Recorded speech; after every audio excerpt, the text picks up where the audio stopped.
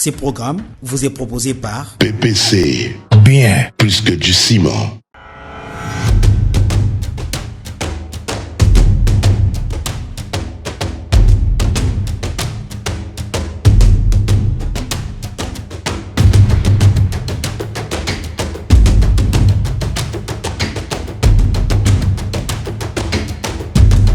Est-ce que vous êtes content quand vous regardez cette pastorale de la jeunesse dans notre pays? Personnellement, je suis le fruit de la pastorale de la jeunesse de mon église. J'ai vraiment commencé à l'écodim, j'ai fait l'école du dimanche, après j'ai été dans la classe des adolescents. Tout jeune veut être prophète, même s'il n'est pas reconnu par l'église locale. Lorsque les choses sont mal encadrées, les jeunes sont mal encadrés ou pas suffisamment encadrés, il y a toujours des débordements et une certaine forme de libertinage spirituel, surtout dans ce sens. Je pense que ce dont nous avons besoin, c'est le renouvellement de l'intelligence.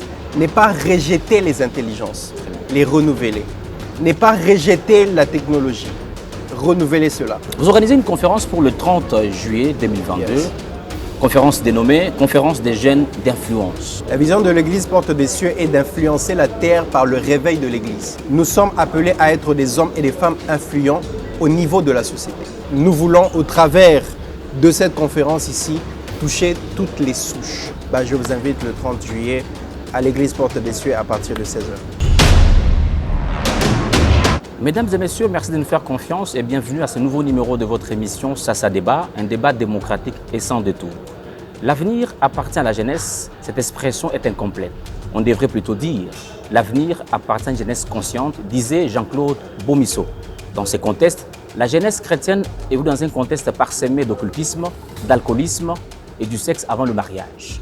La principale question de votre émission est: y a-t-il possibilité de repenser la pastorale de jeunes au sein de l'Église? On en parle tout de suite.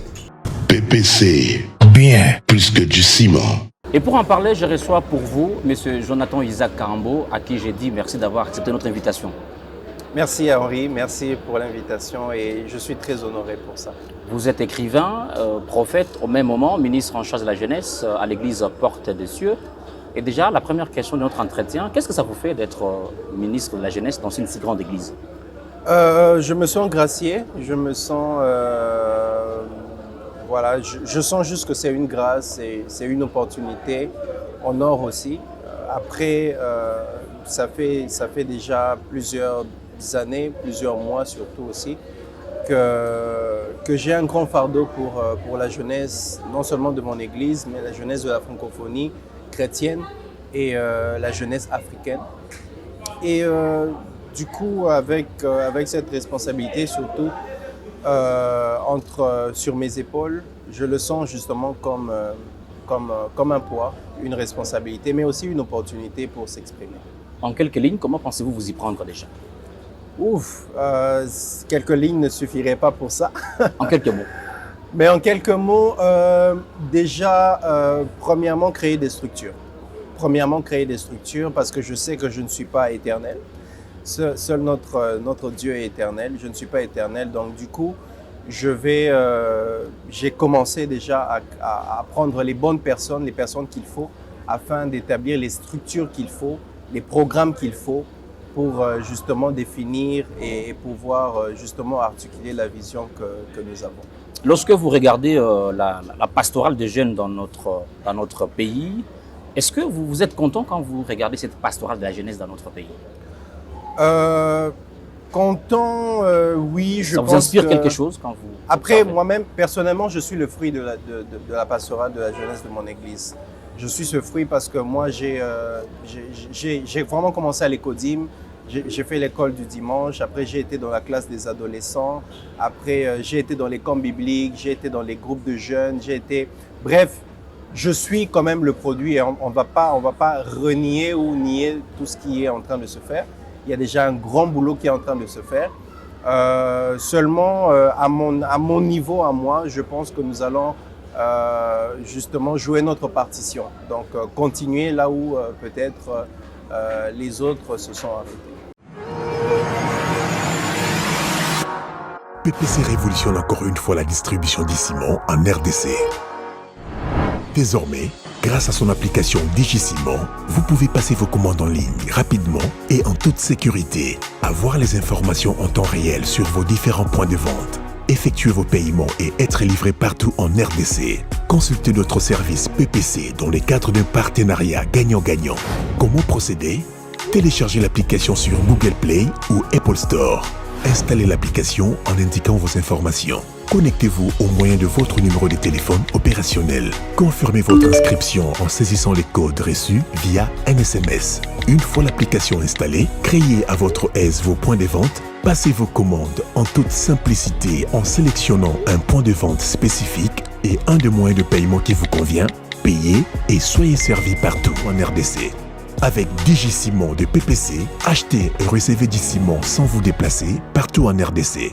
PPC, bien plus que du ciment.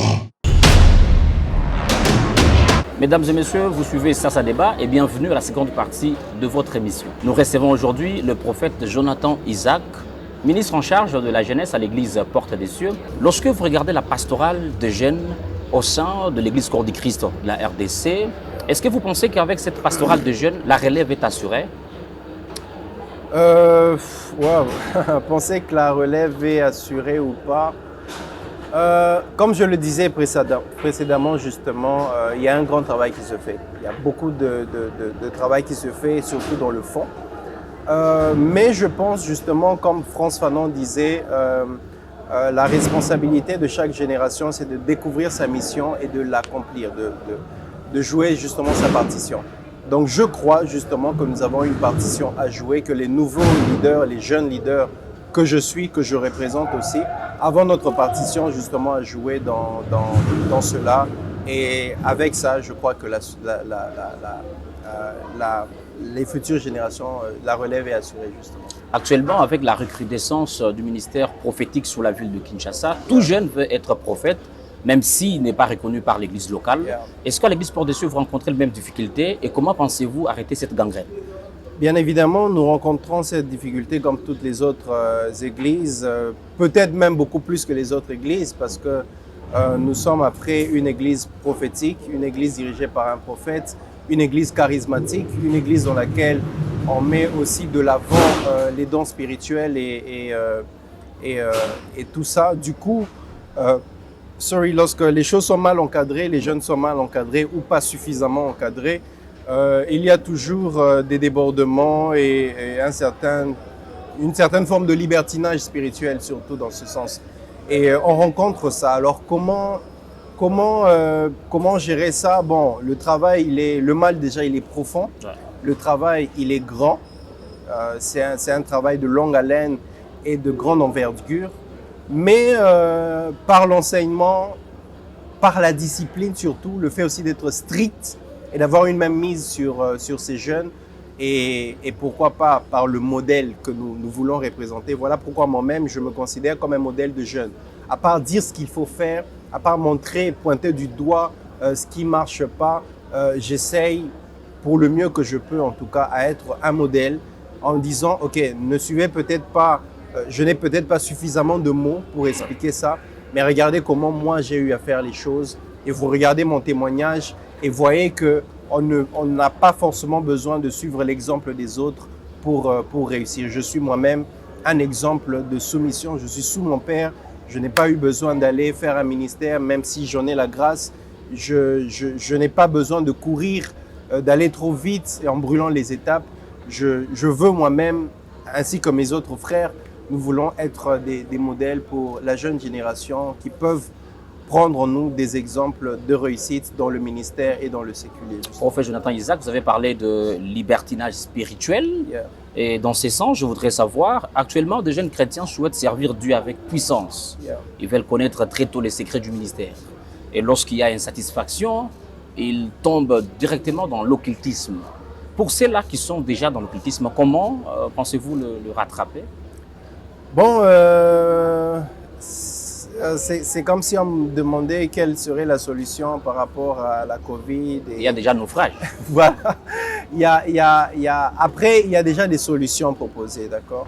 Une personne qui se retrouve déjà dans ça et qui veut en sortir, la Bible déclare justement, si vous avouez vos fautes, justement, l'Éternel est juste et fidèle pour vous les pardonner. Donc, il suffit de venir au bas de la croix et puis se ressaisir. Mais par contre, pas seulement m'adresser à ceux-là, mais aussi m'adresser à ceux qui veulent entrer. Récemment, très souvent, les questions que nous recevons par les jeunes, les plus jeunes, je suis jeune moi-même, c'est voilà, j'ai un appel, par où je dois commencer, qu'est-ce que je dois faire, quels sont les livres à lire, quelles sont les pratiques à faire.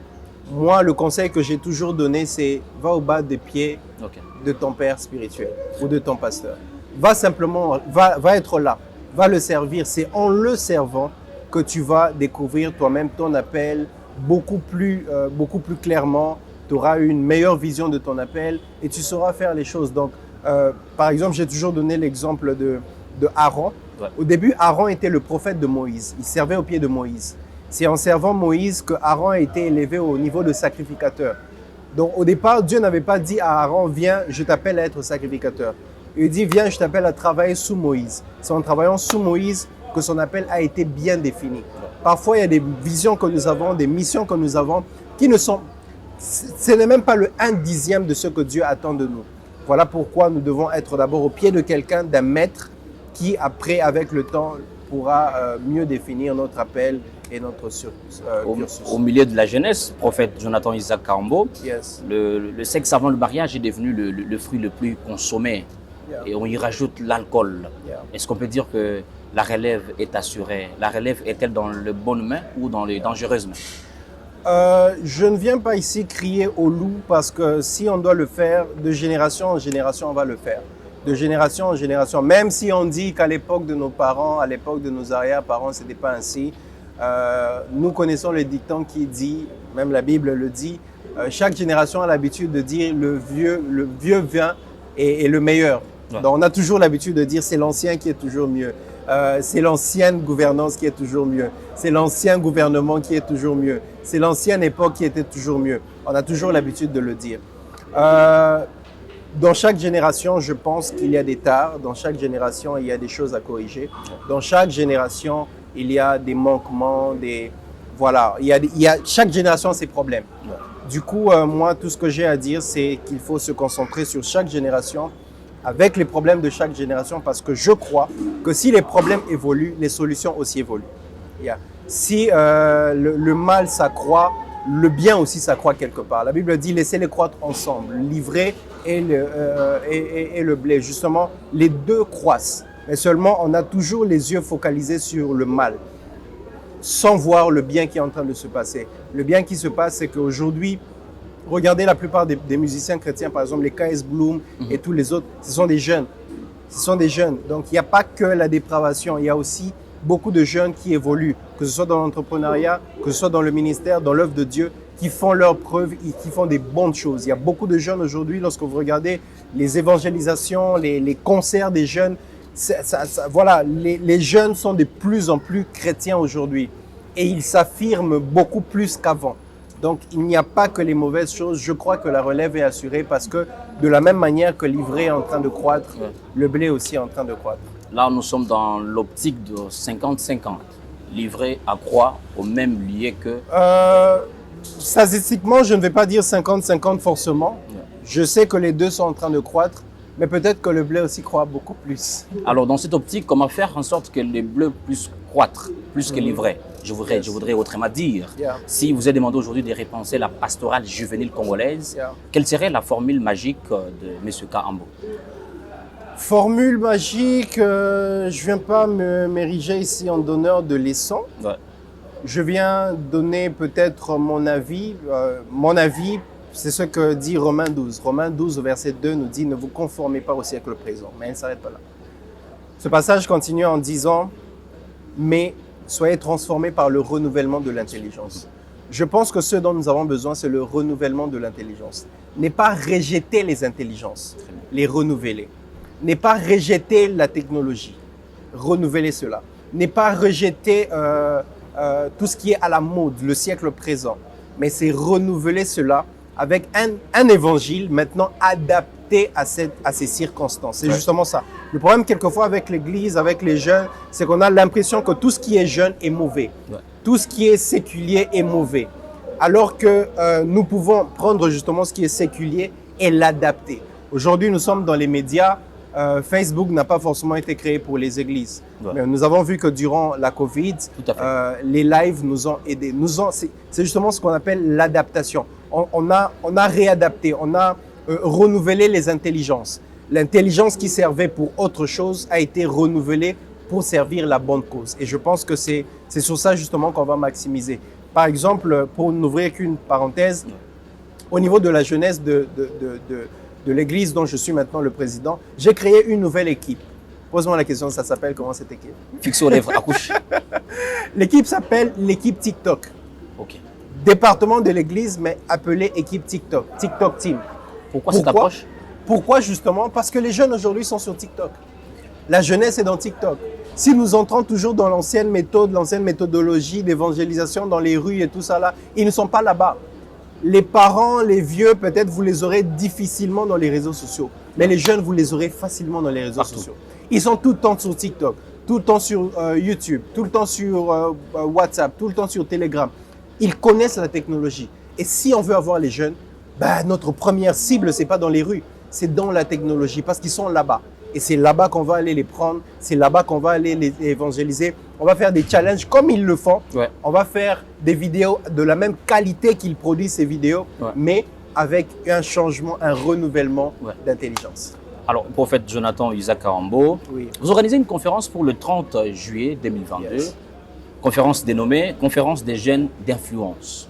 Pourquoi cette appellation? À cause de deux raisons. La première raison, c'est partant de la vision de l'Église Porte des Cieux. La vision de l'Église Porte des Cieux est d'influencer la terre par le réveil de l'Église. D'accord? Influencer la terre par le réveil de l'Église. Donc, du coup, le verbe influencer fait déjà partie de notre charte, fait déjà partie de notre dogme dans l'Église. Nous sommes appelés à être des hommes et des femmes influents au niveau de la société. Voilà pourquoi lorsqu'on a baptisé justement cette conférence, nous avons justement parlé de la conférence des jeunes qui doivent apporter de l'influence. Donc, pas seulement des jeunes eux-mêmes transformés, mais des jeunes qui arrivent au niveau d'être des transformateurs. C'est simplement dans cette optique-là. Alors, la deuxième raison, justement, nous voulons au travers de cette conférence ici, toucher toutes les souches. On n'a pas parlé des jeunes chrétiens, mais on parle des jeunes d'influence. Je disais que l'Église doit aussi, par exemple, essayer d'encadrer les futurs influenceurs. Très bien. Aujourd'hui, il y a une époque, être influenceur, ça n'existait pas. Aujourd'hui, ça existe. On ne peut pas refuser cela.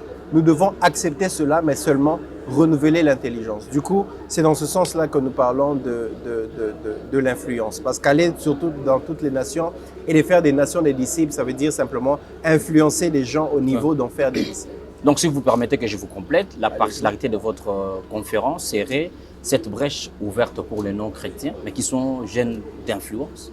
Évidemment, évidemment. Avec un renouvellement d'intelligence. C'est même comme ça que nous avons baptisé la jeunesse de l'Église Porte des Cieux, nous l'avons baptisé Génération L. Bon, même si vous posez la question… Génération L, pourquoi? Pour décliner ça, justement, je me fais le privilège de garder cela parce que c'est la chose que je vais révéler uniquement le 30 juillet. Nous tendons vers la fin de cette émission. Avez-vous un message à l'endroit de la jeunesse qui vous écoute en ce moment? Bien sûr. Premièrement, c'est de les inviter les 30. Ouais. En tout cas, si vous êtes jeune, vous êtes en République démocratique du Congo, à Kinshasa, le 30, c'est un événement à ne pas manquer. Si vous regardez l'affiche, le spot que nous avons eu à produire, le thème que nous avons eu à donner justement, c'est pour essayer de donner un autre format. Ouais. Un format très adapté à la jeunesse, un format beaucoup plus inclusif, un format un peu plus holistique qui touche tout le monde, afin d'emmener les jeunes entrepreneurs, étudiants, salariés, employés, quelle que soit la souche des jeunes justement, à les inviter à être là présents parce que nous parlerons de comment la jeunesse peut prendre de l'avant. Aujourd'hui, nous avons eu un merveilleux message par notre Père spirituel et notre message n'est pas toujours pour l'Église. Tu vois, notre message n'est pas toujours pour l'Église, mais c'est d'inciter, d'encadrer, d'emmener la jeunesse justement à prendre le devant et à prendre le flambeau, à prendre le témoin pour justement assurer la relève et le relais. Donc, c'est le message principal que j'ai à donner. Si vous voulez entendre ce que nous avons à dire à la jeunesse pour les futures générations, je vous invite le 30 juillet à l'église Porte des Cieux à partir de 16h. Dernière question enfin. Vous êtes accueilli par Sasa Débat. Avez-vous un mot à l'endroit de cette structure qui vous reste aujourd'hui? Déjà, c'est des mots de reconnaissance, des mots de reconnaissance. Merci pour l'intérêt manifesté envers notre humble personnalité. Après, je souhaite vraiment prospérité, à ce que ça puisse aller beaucoup plus loin, à recevoir des personnes beaucoup plus importantes et aussi à se faire entendre, parce que je pense que l'objectif de Sasa n'est pas de faire la vedette, mais de changer des mentalités, d'apporter une certaine information et de permettre par l'information à faire développer la société. Donc je vous souhaite plein succès dans ce sens. Merci beaucoup, prophète. Merci, Sasa. Et c'est la fin de votre émission. Henri Guindo à la présentation, supervision réalisation d'Inzani Kassalou. Nous prenons rendez-vous sur www.sasastudio.net.